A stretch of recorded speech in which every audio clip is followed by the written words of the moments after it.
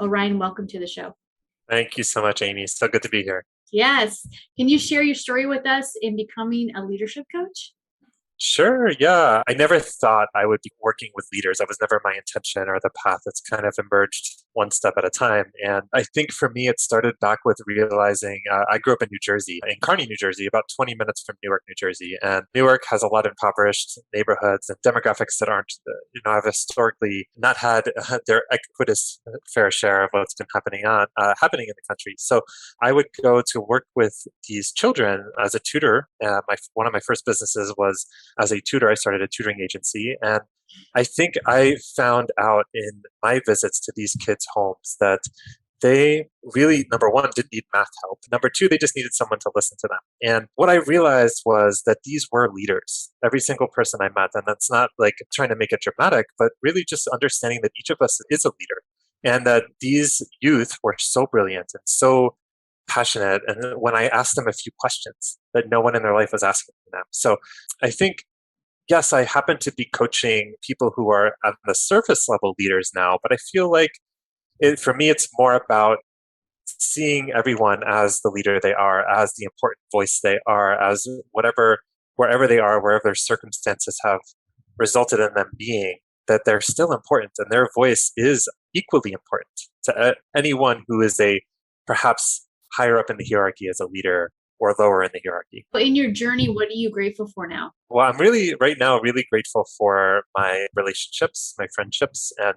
my business. This business took a long time to gain sustainability. I've been doing this part-time for 8, 9 years and had to fall back on plan Bs several times. And for the last 3 years, I've been doing it full time. I just really love my business and I feel like it loves me back. And there's this synchronistic, symbiotic relationship that I've never had with a business before where, emotionally I've had some challenges over the last 7 months and moving around a lot, but my business has just been so stable and secure in supporting me.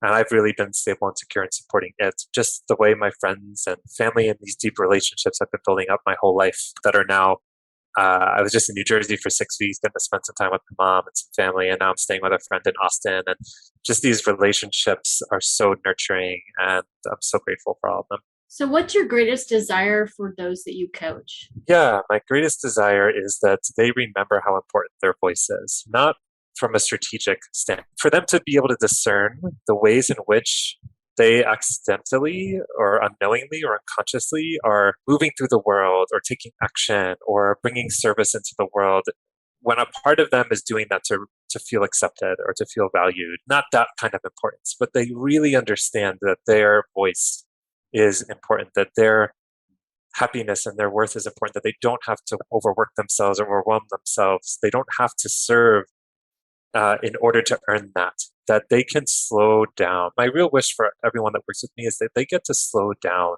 that they get to remember how to be in their bodies, how to feel their emotions, how to be with the parts of themselves that their busyness allows them to avoid.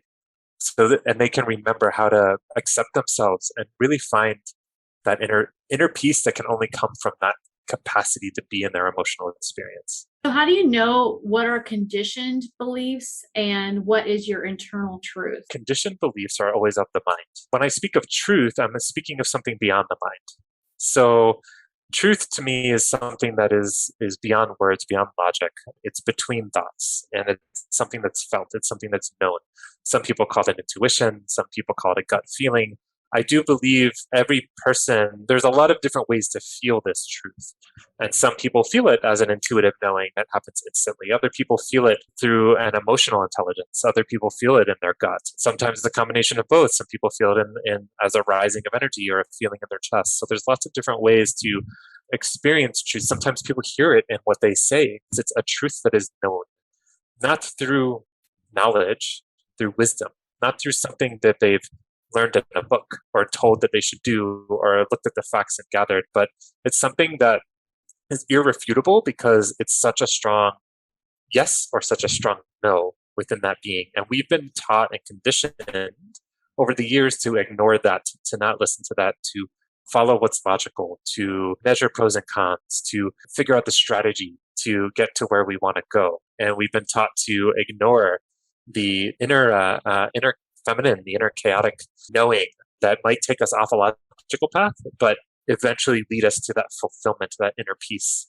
we're really looking for. The conditioned beliefs kind of keep a person spinning on the hamster wheel. The mind loves it because the mind is like, cool, I got another thing to do. I'm like busy, and I get to keep working at myself. I get to try to keep fixing myself. I get to try to keep shifting this situation with this next tool or this next strategy. But the mind doesn't realize that it's just running around in circles. And pausing to slow down enough. So again, we come back to the slowing down, where a breath is possible, a feeling of an experience in the body, that then one can notice what is true and all of the resistance to all the fears, all of the uncomfortable emotions that come with following truth. And instead of continuing to be busy and avoiding it, they can practice being with those uncomfortable feelings. I think that's so powerful to say, because in experiencing that myself and practicing that, I'm fairly new at it the last couple of years, feeling, maybe a negative feeling or anxiety or whatever it may be, and diving into that and realizing that, hey, I don't need to eat a chocolate cake right now. I can actually go and deal with these emotions and explore them and find resolution, even if it's grieving something, at its core of a situation or whatever it may be.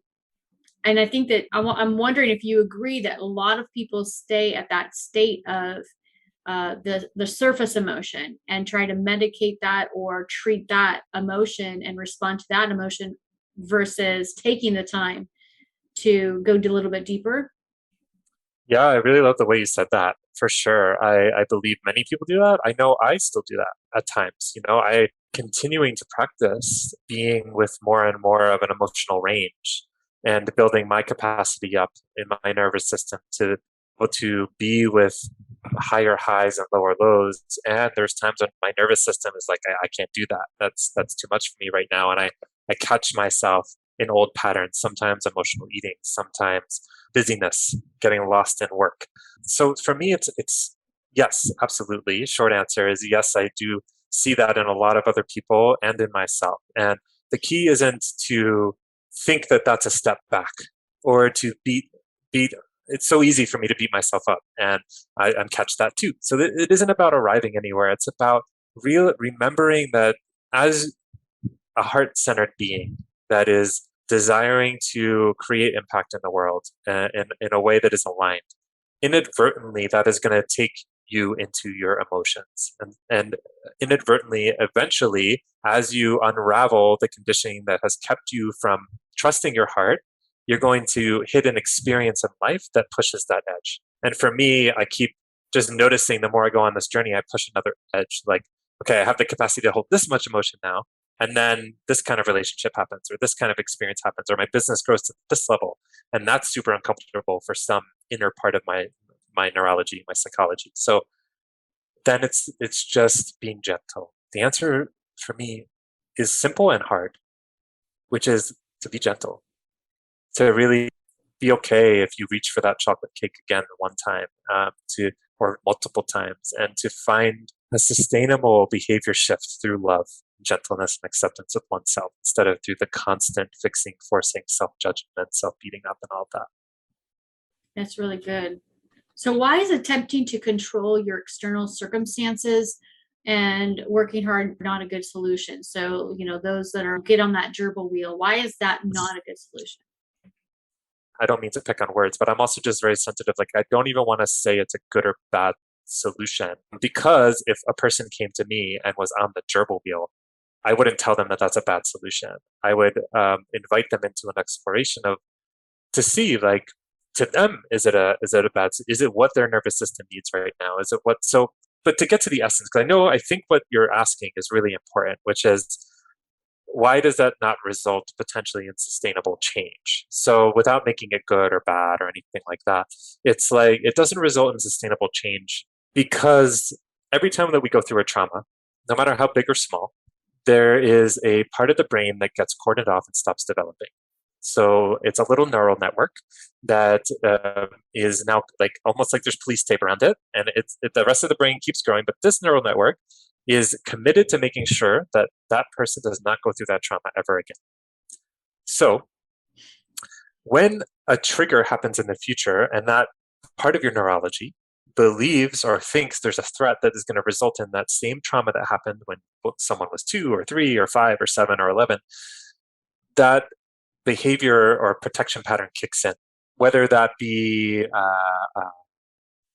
avoidance, procrastination, self-deprecating behavior, or, avoiding emotions, overwork.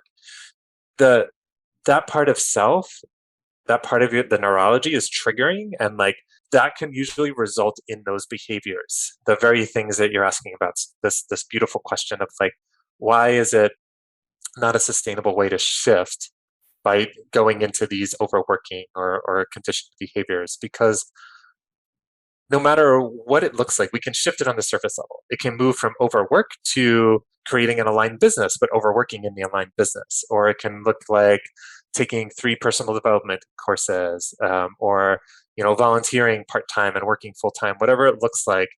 We can shift the surface and make it feel a little bit more aligned. But underneath, that part of the neurology is still triggering just as fast, and the root isn't actually getting shifted. So to shift the root takes that slowing down to understand, why is my neurology even firing like this? And I usually like to archetype these little neural networks, give them a name, because normally they're all like little Amy or little Orion or 4-year-old Amy, 8-year-old Amy, 7-year-old Amy, to like mark the moment that that neural network got committed to that protection pattern, because it's literally frozen in time. It's like there's a 4-year-old or 7-year-old just like trying to operate your whole life, operate the control room. I think the pattern I normally see people do is they'll fall into an old pattern of avoidance, of overwork or over something, and then beat themselves up for it. And that's like taking little Amy or like a little version of whoever's listening, or like a little you. Like if you like put yourself in their shoes of like what it was like in their life growing up in a challenging time at home or in school, that's like berating that little child for trying to protect you, when she's overwhelmed, and like really what she needs is a hug and gratitude. And like what happens neurologically then is it gets that neural network to stop firing so intensely. You start to integrate that neural network back into the present moment.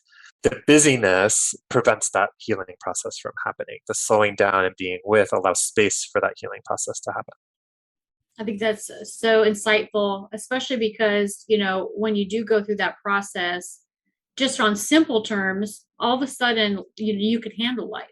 You can handle all of the stuff that comes at you. Like we were just talking about all the things that can happen prior to the show. And when you do take that time, like you said, it is like magic of all of a sudden, all the things that overwhelmed you, it's not that big of a deal anymore. So what are some of the indicators that we're trapped inside a comfort zone that is hurting us?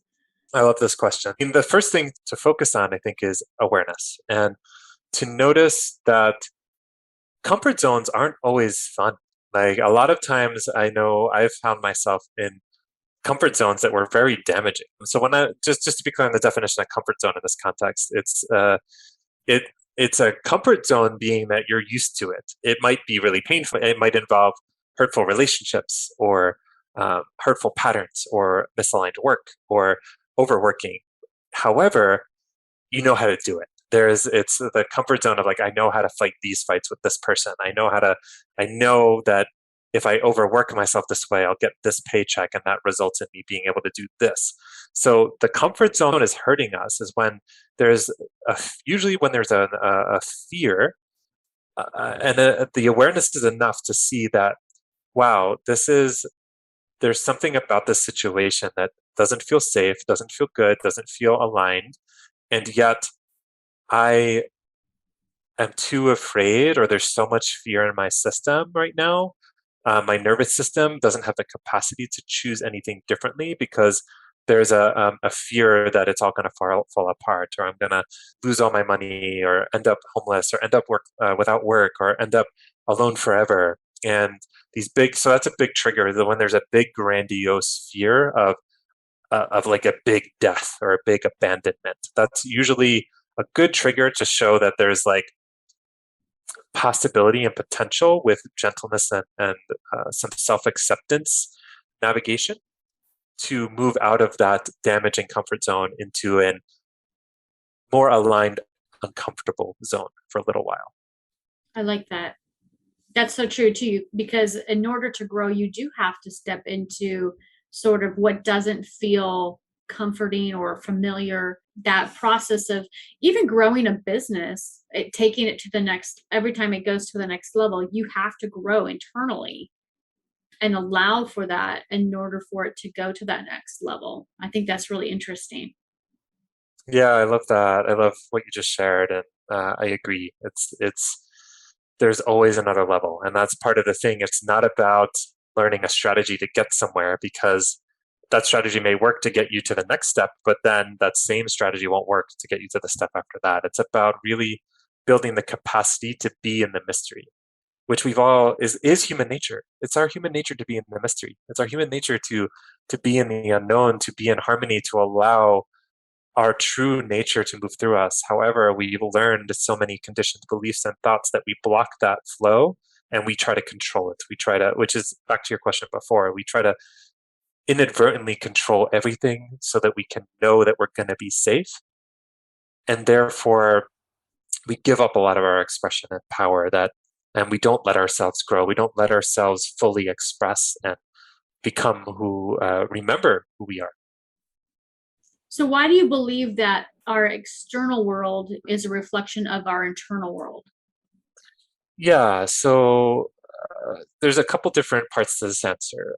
There's an experiential part, and then there's a more theoretical part. I'd say the experiential part is the most important. I've seen it happen enough for myself now, where it doesn't matter what any book or person says. I know it's true.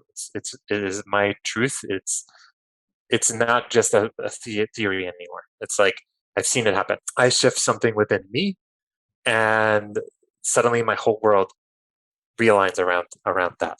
One big example of this was back in 2000, beginning of 2019. This was right before I went full time in coaching and decided I had been coaching part time for about 5.5 years at that point. But I had hit a couple snags, so I had a plan B, and I was working as a COO of a small website agency because I also have a tech and design background before when I was in corporate years and years and years ago. So in the span of 7 days, so much happened. On Friday, the owner of the company said, "One day I plan on handing this company over to you." Monday, he let me go. Wednesday, my partner broke up with me, and we had been talking about like marriage and kids potentially down the line. Thursday, I lost my car.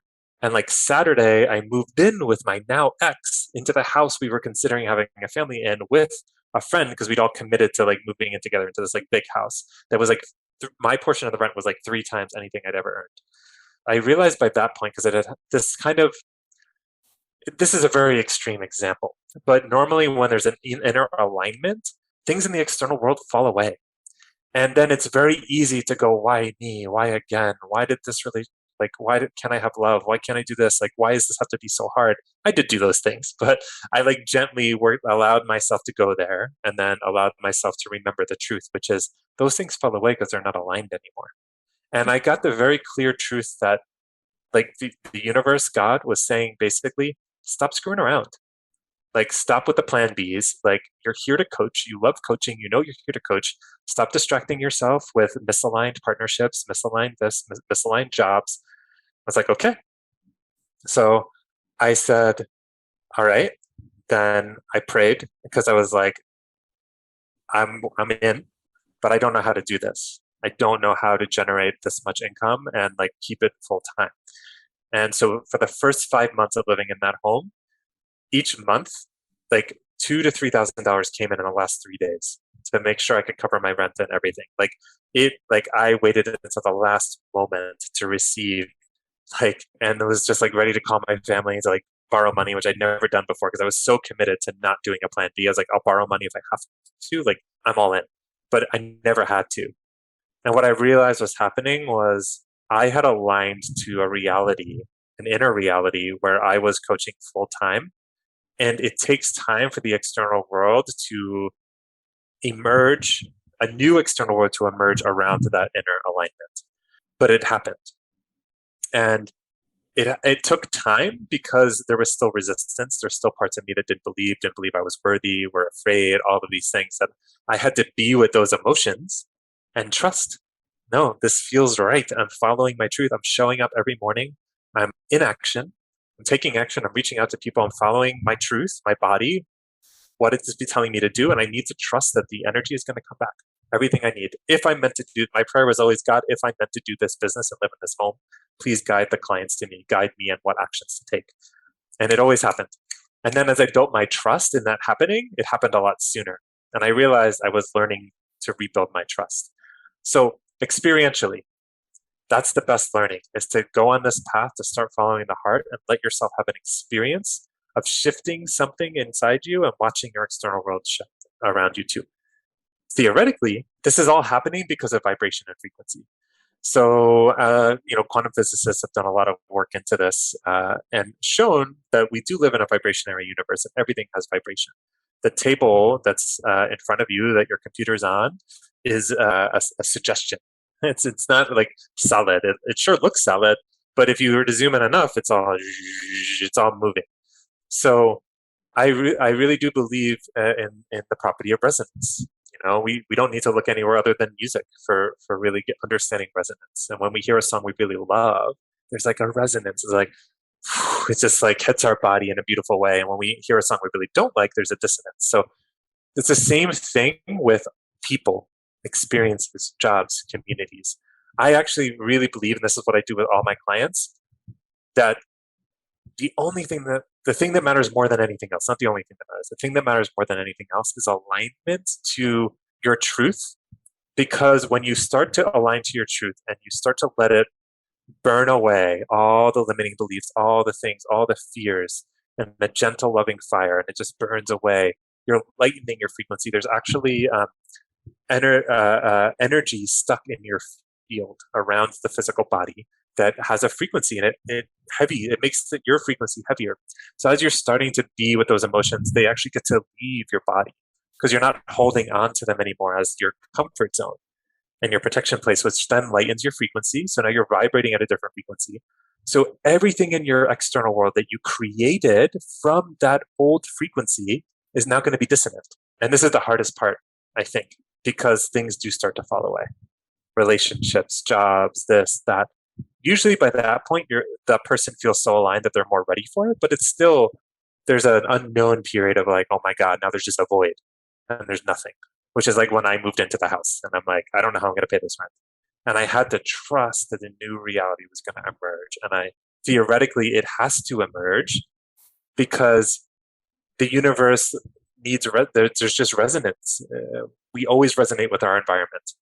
So if we want to shift our environment, but we feel stuck or it doesn't look like there's anything to do to shift the environment, you shift your inner environment and the external environment will have to shift because there's a dissonance. That's so powerful. And I think, there's a couple of things when you were speaking that made me think of examples of how I've experienced that tangibly. Both, a lot of people are familiar with the term empath. And if you're an empath, you tend to feel other people's emotions, you feel their energy. And, for a long time, I thought, oh, that's just a spiritual thing. And then later realized, oh, this is actually proven in psychology. I was talking to a psychologist and they're like, yeah, there's science around that where your emotions actually do, like you said, they surround you as almost like an energy field. And so other people can feel it, right? If somebody's sensitive to it, which again proves what you were saying of, other people are going to respond to you based upon your own energy and what you're putting out and your emotions and how you feel on the inside. And that's going to mold your world. The other example where I experienced this in a very tangible way was I was at a Tony Robbins UPW event. And there was a man up there he was teaching meditation. But what he had us do is put our hands in front of us like this, like we are holding a bowl. And I think first he had us rub our hands together so we felt our own energy and make a swirling thing so we could feel it, right? So we were kind of sensitive to what it felt like. Then we did this. And it was 9,000 people in this auditorium, right? And he's up in front, and he did this with his hand, and every single one of us could feel his finger moving, like Mm-hmm. swirling our bowl, our imaginary bowl. It Yep. was at that point I realized how, not just how much we're connected with energy, but how expansive it is. That was 9,000 people in this gigantic room, and we all felt what he was doing. Right. Yeah. And if you start to think about that in where you live, around what where you work, everything, how much of how much you really affect what's around you is incredible. Thank you for sharing that. Yeah, that's super powerful. Yeah, it really is amazing. And again, experiential, right? Like that's why I think it's so important. There's both, to me, both are so important because the mind is like insatiable. It's like, but that doesn't make sense. And like, but, what do you mean vibration? What do you mean? Like, no, we need steps. We need step one, step two, step three, step four. So I like always like to like, I love that you brought in the science and the psychologist because I do think it helps our minds like relax and be open so there's like less resistance, so then you can have that experience. And then when you have the experience, it's like one of my big experiences was the first time I ever was introduced to a pendulum. And have you ever heard of it, pendulums? Okay. I'm not sure. You have to repeat. Yeah, it's okay. It's like it's usually like a metal string of some sort. Do I have mine on my table? No, but it has Oh, like a where the weights hit each other, right? no, that I forget what that's called, but no, it's like it's something you hold in your hand, and it is just a weight. But Okay. like a lot of like, there's usually can be like a crystal or a stone at the end, and you can use it to like ask questions and see like what way it moves. But the first way someone introduced it to me was to like lower it down in front of my head and like in front of where my third eye chakra should be, and then in front of my throat, and then in front of my heart, and like see that it would be still. And then as soon as it was in front of where a chakra should be, it would start spinning in a circle because there's an energy vortex. It's like the energy vortexes of our chakras. So I've like read about the chakras, heard about the chakras, even heard some science behind the chakras. But like then, like you said with the bowl, it's like witnessing it for yourself. There's just no replacement of that. And I hope everyone gives themselves the gift of like you said, rubbing your hands together, and then even like just bringing your hands together really slowly and like bringing your subtle awareness. You can feel like when the field of one hand hits the field of another, like because I can say these things all day, every day. You can say these things all day, every day, but when there's a felt experience, it's like a remembrance kicks in into someone's body. Yeah, definitely. And what's interesting too, I want to mention this, is that I spent a lot of time in the Christian church around what they would call the power of God or supernatural experiences. And what I found was really interesting. A lot of what I experienced was that tangible energy where, somebody would imagine somebody throwing a ball of love at you, Yep. right? And you Yep. experience this. Yep. And it wasn't until I started to understand the science behind the energy that we in of ourselves have around us and what's inside our heart, that for me it took it, I started to go into this whole, okay, this is the science behind what I think is spiritual. And it doesn't mean that there's no spiritual there. It just means that there is a level of data and science that actually you can look at and analyze, and it doesn't have to be spooky. Yeah, I love that. You know? I love that. Yeah, absolutely. Yeah, that's great. Because we like to label things so much, but there's an element of science around it that can be appreciated. So where does imposter syndrome come from, and how do you help individuals overcome that?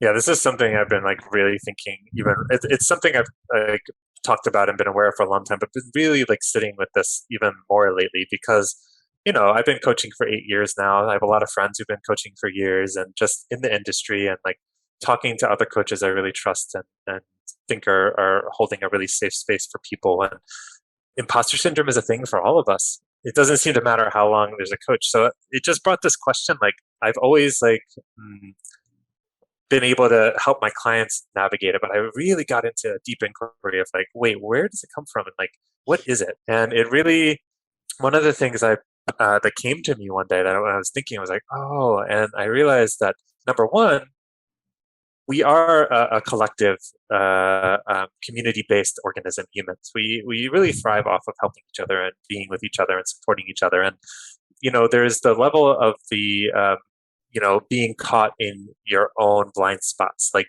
where you're really good, you can kind of see objectively because you're not in the fires of it, what someone else is going through, and kind of guide and direct and see really clearly for them. But then when you're going through something, there's like a lot of the emotions that getting stuck in it. So there's that level of imposter syndrome of I'm so good at helping others with it, but this area of my life is a shit show or a challenge or a problem or whatever.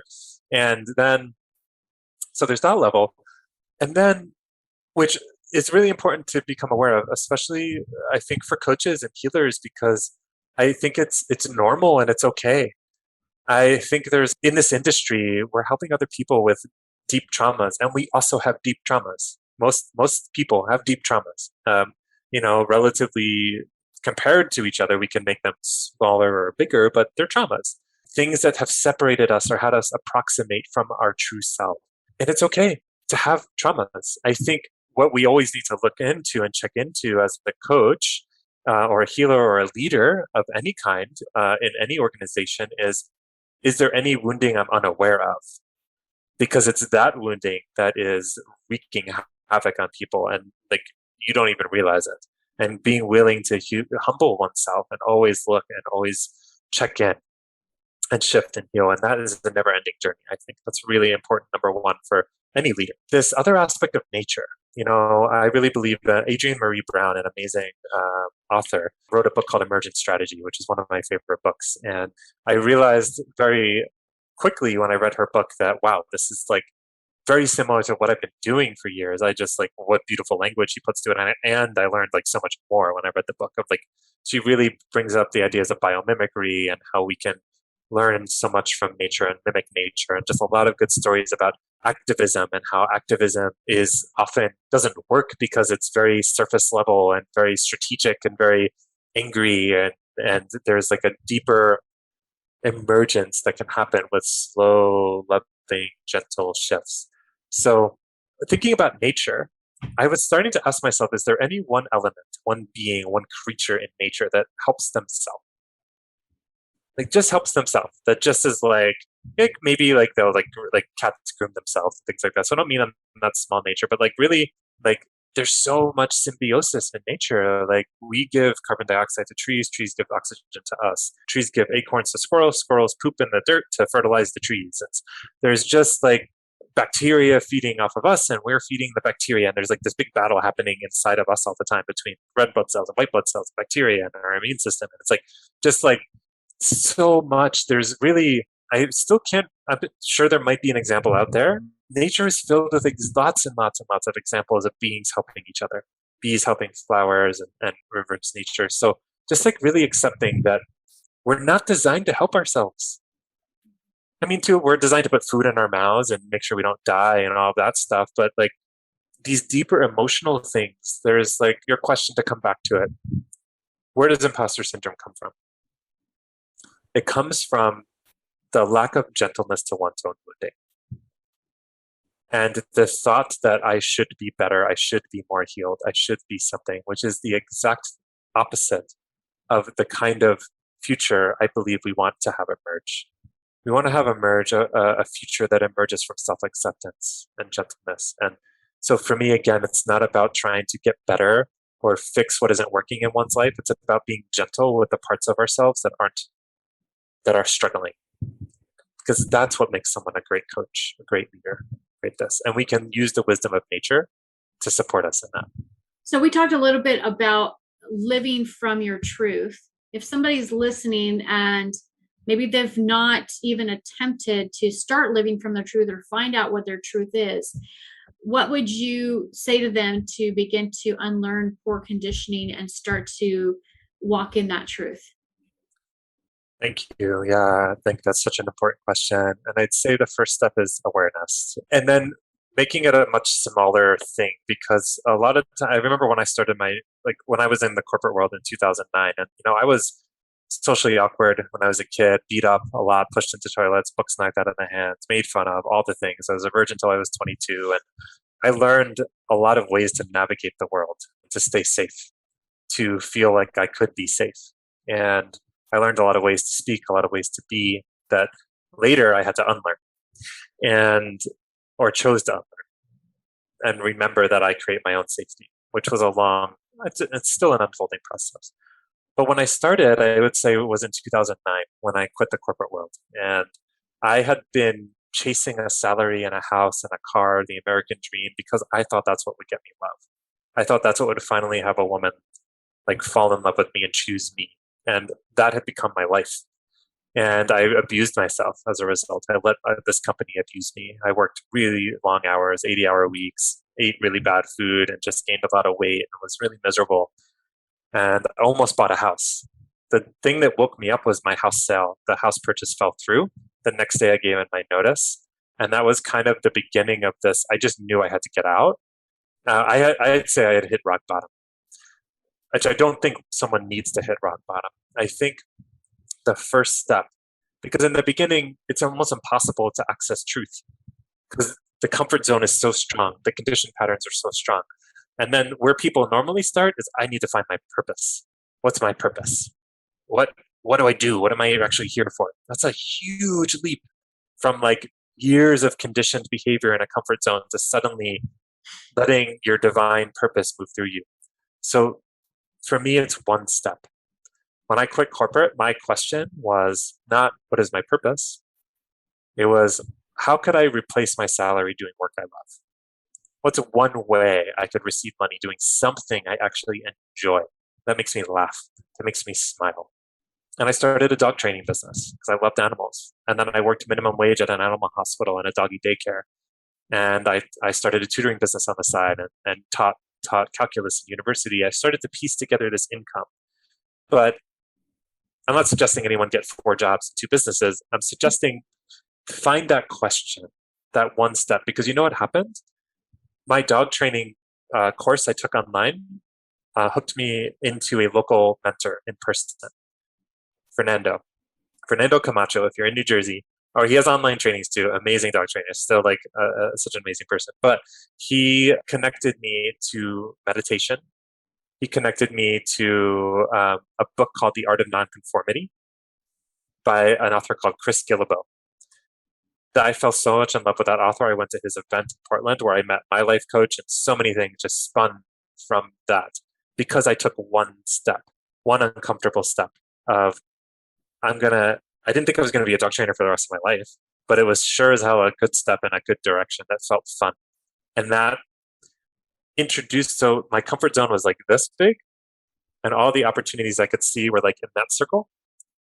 And then suddenly I took a step and now it was that big. And I started to get comfortable in this circle. But in this circle, I had access to more people, more opportunities, more things that I didn't have access to from here. So it's noticing the brain's tendency to want to figure it all out, to want to know. And then to realize that when you take a step, you are expanding your field of comfortability and therefore aligning yourself to more resonance with more people, more opportunities, more things that the next step will unfold after that. Can you share some of your client success stories with us? Yeah, sure, absolutely. So, I've worked with a wide range of clients. One of my clients was in the corporate world, actually. So, yes, technically, like you heard in my bio at the beginning here, I do work primarily with people in education and DEI, diversity, equity, inclusion, and Western and Eastern medicine and healing and coaches. However, that's not limited to that. That's my main focus, but I work with a lot of people in tech too. And I'd say one of my favorite clients, he was really, really nervous to leave his job and they weren't really treating him well. After 3 months of working together, we finished up. And the very next week, he not only put in notice to that job, he started his own business and on like the side and got another job and then quit that job too a week later because he realized it wasn't aligned. And he put himself so in the unknown financially twice within the span of 2 weeks because he built his capacity to be in the unknown. And I had another client who, through what he learned with me, quit his huge sales job and built a 6-figure business in just 4 or 5 months and working and like created much more time with his family and his child and all of that, doing work he loved.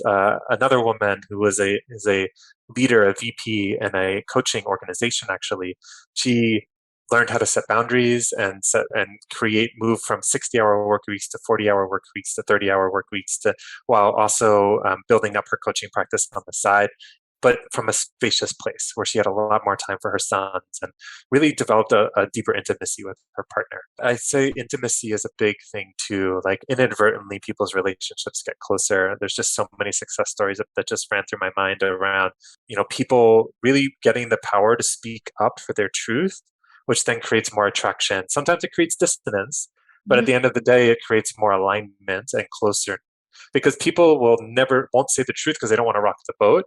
And through our work together, they align to truth so that they rock the boat, but then the boat is like a more luxury boat after it's rocked.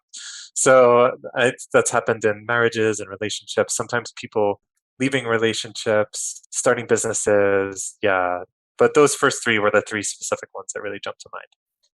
I love the term that you use of just being able to hold or experience that unknown, because that is such a truth around experiencing success. At least I have experienced that. It's like if I'm able to go to the next level, or if I'm, in my business or in whatever it is that I'm going after, it's being able to handle that level of not knowing how things are going to turn out, and absolutely having peace in that. But almost just an assurance, because you're living in your truth, that it's going to work for you. Yep. And being in that space it can be scary, but once you kind of, I don't know, practice it, it gets easier, and it seems to be like the best place to live and to be, if you want, especially in that place of going to take it, like your client you were mentioning, being able to just create a business within a short period of time. Yep. Yeah, I love that. Thank you for sharing that. Right. It really is the only thing. I think there's like, it's no, not the only, it's the foundational thing, because from the unknown, truth emerges. And I always say because people have asked me before, but that doesn't like add up, because what about all the millionaires and billionaires who aren't coming from a heart-centered place, or aren't very strategic, or aren't this? Not that they don't have to go through unknown periods on their entrepreneurial journey as well. I'm sure they did. But I feel like there's two ways to make money in this world. There's two ways to receive abundance. There's two ways to be in this world. One is the conditioned strategic way. And people can become millionaires and billionaires following that. They can figure it out, force it, follow certain rules, learn how to be, learn what to say. Usually I do think that a lot of those paths involve kind of detaching from other humans and kind of sometimes hurting others to get where you want to go to make that much money. Not millionaire, but definitely at the billionaire level. And I feel like that I can't say that as a fact. That's something that I'm inquiring about. But anyway, the point is anyone can become a millionaire. The system is built for that. The system is built for to learn our rules, do our rules well. We'll keep paying you more money and you can make it. But usually that involves overwork, overwhelm, disconnection from the heart, disconnection from intimacy. When you, like you, Amy, are in this heart-centered space, that doesn't work for you, right? You've learned, I can't do that. But you can still attract millions of dollars when the service that's moving through you requires millions of dollars to run, when the impact you're having requires millions of dollars to pay a team or to donate or to give back, when you're a good steward of the money, when you're really letting your purpose move through you, the universe is like, wow, get that woman enough money so that purpose can keep happening because it's aligned. And that is required to go into the unknown, because the unknown is the only way you can return to your heart. The unknown is the only way. Practicing, like you said, I love that you use the word practice. Practicing being in the unknown is how you will eventually attract more and more abundance, intimacy your way from a heart-centered place and have the biggest impact you possibly can. So what do you think your truth is that has gotten you this far in your journey? Well, it's beyond words. So it really is beyond words. It's the feeling in my body. It's one of the systems I work with is human design, and my authority in that system is my sacral, which is like my gut. Essentially, it's like 3 fingers below the belly button.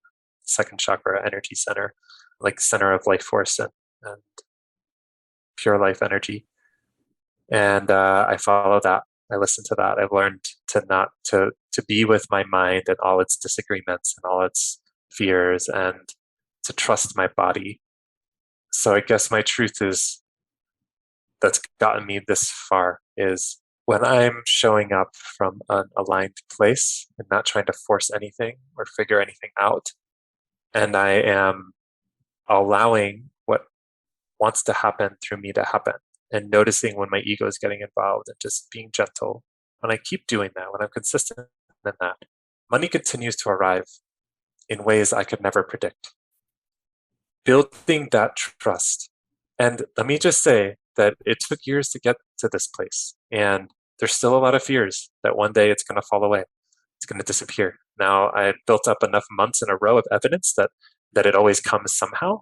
Like you said before, at every level of expansion of the business, it's like new problems, new things to learn, new fears. So what got me here, though, was those moments when I didn't know the rent was going to come the next day, when I didn't know where it was going to come from. And I really just trusted. I listened to myself, like, this is the path I'm meant to be on. So this money must be coming. And it did. Not magically. I'm not like a sit back on the couch and manifest type of person, but it would come from a relationship I started 3 months ago or 2 months ago. A random phone call, someone thought about me and was like ready to work with me out of the blue the day before rent was due, because of action I've done in the past. So that trust, that awareness is the thing that's gotten me here the most, is that trusting my body and that awareness and my capacity to be in the unknown and be in that discomfort is foundational. And without that, it just becomes trying to strategize and work in the system. Yeah, that's really good. And, I think if you get out of that, then you go into, like you said, those things that aren't aligned, and you try to, well, I guess, this isn't for me. I'm going to go into things that aren't aligned. And then you end up miserable, right? Yep. Yeah. And I've been through iterations of that, several. So, haven't we all, and it's amazing what I heard somebody say once. They said, especially when it comes to entrepreneurship, I can't remember who it was, but they said some people will be miserable and they'll stay miserable in something that they're not aligned with, a job that they hate, because it's familiar and they know what to expect, and they think it's safe. But the truth is that how do you know? How do you know that's safe? You could lose your job tomorrow. You could be fired tomorrow. The whole company can go down. Anything could happen. You could just be miserable. There could be people working there that you're miserable with, and you can't count on those things. So you almost, it's not so much when it comes to the entrepreneurial world. I think sometimes it's that realization of choosing which safety net or feeling of safety that you want to have. Is it the safety in other people?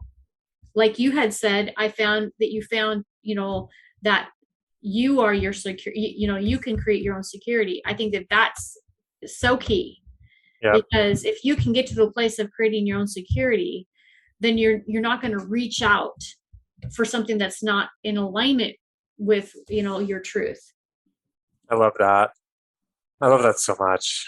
Yeah, this idea between like the conditioned safety, false security, and true safety, which is like I feel so safe now. More and more parts of my brain still freak out sometimes, but like more and more I feel safe that I'm always going to have what I need, because I realize that the more I'm in alignment, the more money just comes out of nowhere all the time now, because I'm in alignment. So you asked again before, you asked like, what is a first step someone could take?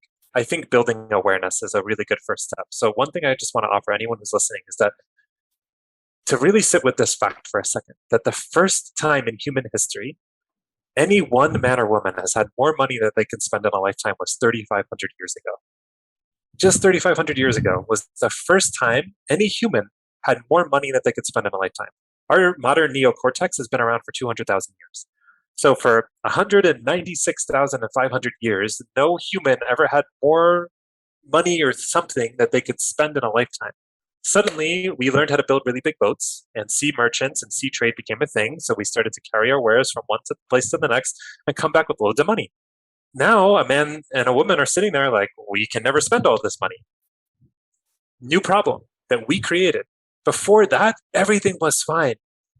Everyone was safe and secure. Everyone had what they needed, except, like at hunter-gatherer times, I get there's like natural disasters and things like that. But in like as cities formed, like there was no hierarchy of the wealthy versus the not wealthy. There was no, and now all of a sudden we need banks, we need police to protect our money, we need state laws, we need all of this. So to realize that when your soul chose to be born into this period of time, you were born into 3,500 years of conditioning that you then, depending on where your family's viewpoints on money, either got reinforced or maybe not, if you were one of the really lucky ones, or you chose that path to have parents that had a better relationship with money, reinforce this societal conditioning field we're all in, that we need to create our safety. So there's a lot of gravity pulling us down to like, the collective is at a place right now where we've inherited 35 plus generations of this conditioned belief that we need to create our own safety by putting money away in this bank for retirement for later, that we've lost touch with. That's not how the universe works. And then when we start to open up our heart-centered path, the biggest fear is like, but if I don't save, if I don't do the things, if I don't have the consistent paycheck, but what I'm experiencing time and time again with myself and my clients is that when we can support our nervous systems in relaxing into the remembrance that that's not how nature works. No squirrel hoards nuts for more than one winter. No squirrel passes down nuts to their little baby squirrels. Like they know there's going to be trees that have nuts that fall that their baby squirrels will be able to gather and then poop out and then gather more. It's like there's always money is energy, that when we're in alignment, nature has to exchange energy for our energy because it's how nature works. There's a quote by a poet, a spoken word artist called Shane Poison, that says, "Be like the weed growing in the concrete, beautiful because it doesn't know it's not supposed to grow there." I do feel like in this way, whoever's listening, can grow like a weed in a system that doesn't want you there. The system wants you to follow the rules and make money and put it away and store it. And I'm not against saving. I have investments in cryptocurrency. I'm in questioning about it. Like, why do I have savings? Because I do believe more money will come, but it's a story for another day. But so I'm not anti-savings. I'm pro-trust, pro-create your own safety, pro-realize that you don't need to be the victim or be in a job or any situation that isn't treating you well or that is less than what you deserve. There would be a transition time where, as you're building the trust again in how you can receive money in a different way than the system wants you to, while still operating the system. Until as you start to build up your own evidence for that, there will be challenging emotions, challenging fears, and that's the journey. Letting yourself go through that and trusting that something else is on the other side, which is easier said than done, I know, but yeah. Yeah. So if you were able to give yourself one piece of advice when you first started out, what would it be? It would be, you're amazing. You're doing great. Don't do anything differently. Because I know that's not really advice, but the reason I would do that is because where I am at any point in my journey in my past is like, this is the only place I can be.